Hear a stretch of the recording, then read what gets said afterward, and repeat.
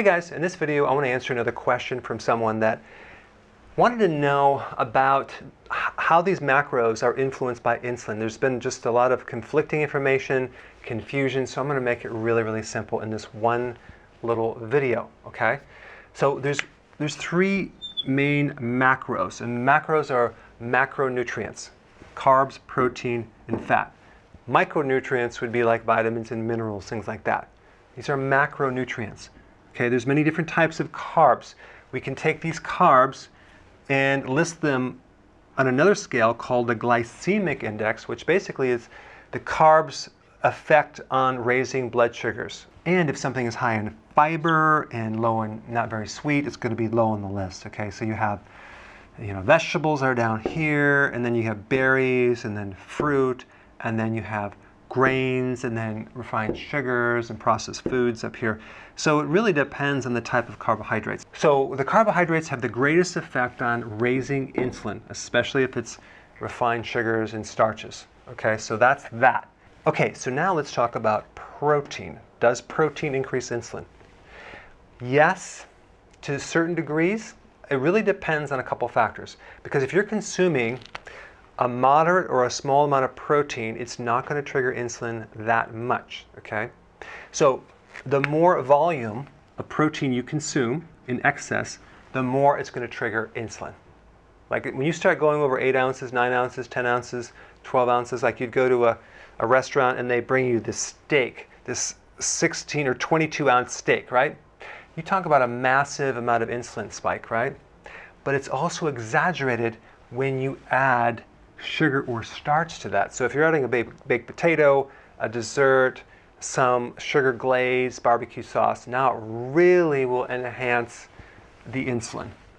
Now if we add on top of that MSG, which you would get in a fast food restaurant, because a lot of these fast food restaurants, they taste really good because they add the flavor enhancer, which is basically MSG, monosodium glutamate, and it dilates the taste buds and it makes it taste real good, but you really dramatically increase insulin. So if you're at a fast food place and you're doing a Coke with ice cream, with a burger, with fries, with high fructose corn syrup, ketchup, and a bun, oh my gosh, you're having a massive insulin spike. Okay, or you're at a Chinese restaurant and you're doing the white rice with all the sugary coating sauce over the protein and the breaded meats, massive spike in insulin because they too will also add MSG, usually hidden as modified food starch. It's the same thing. Okay, so the excess amount, the combo of what it's combined with, and number 3, very lean, low-fat proteins have a greater effect over insulin.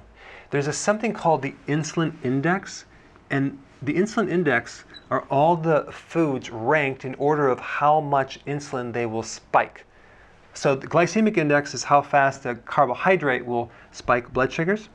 Insulin index are all the non-carbohydrate foods that will increase insulin, like protein and fat, okay? So the less fat in that protein, the leaner it is, the more effect it has on insulin. So if you took, for example, whey protein powder, you're gonna have the most insulin spike because there's like no fat in there. So that's interesting, versus something fattier like an egg yolk or the whole egg, for example. You mix the protein with the fat, it has a much lower effect on insulin than the low-fat protein. Okay, so that's another point about that. Then we get to fat. Fat has the least effect on insulin of these two, okay? And like a pure fat, like butter, for example, probably has like a 0 effect over insulin. Coconut oil, things like that. So the more fat something is, the lower it is on the insulin index scale. Okay, so you got that?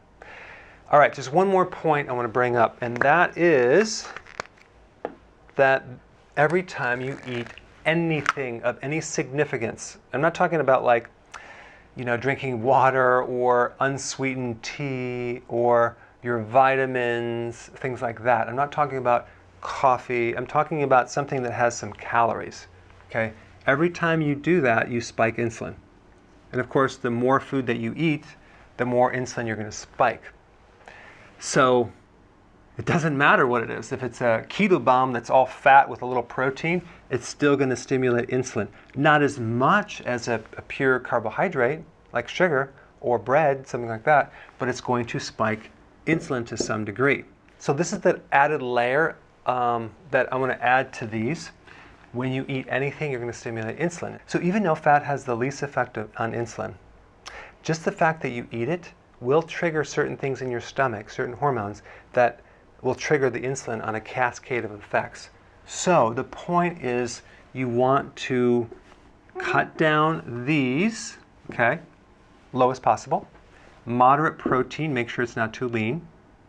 And you can consume fat at the meal, but just don't eat it as frequently. So that's called intermittent fasting. So we basically reduce the frequency of eating, and you're going to be fine. Now, as you do this, and you consume 2 meals, yes, you're going to consume some fat, and you need some fat, and we need some insulin. We just don't need the excess amount. But over a period of time, when you start squishing these together, where you have, let's say, a window of 4 hours, okay, and then you have 20 hours of fasting, even though you're going to stimulate insulin a little bit from some fat, some moderate protein, even some healthy vegetables, it's not going to be a problem because it's a minimal, it's not significant. What really gets people is the routine snacking every an hour and a half, even if it's a small meal, even if it's so-called healthy protein, even if it's some fat in there, you're just constantly raising the insulin. All right? Thanks for watching. So we've been getting a lot of success stories, but I don't have your success story yet. So click the link down below and upload your before and after. I want to actually hear about your success story. I want to see your before and afters. And every week we do featured success stories. So click the link down below and share your success.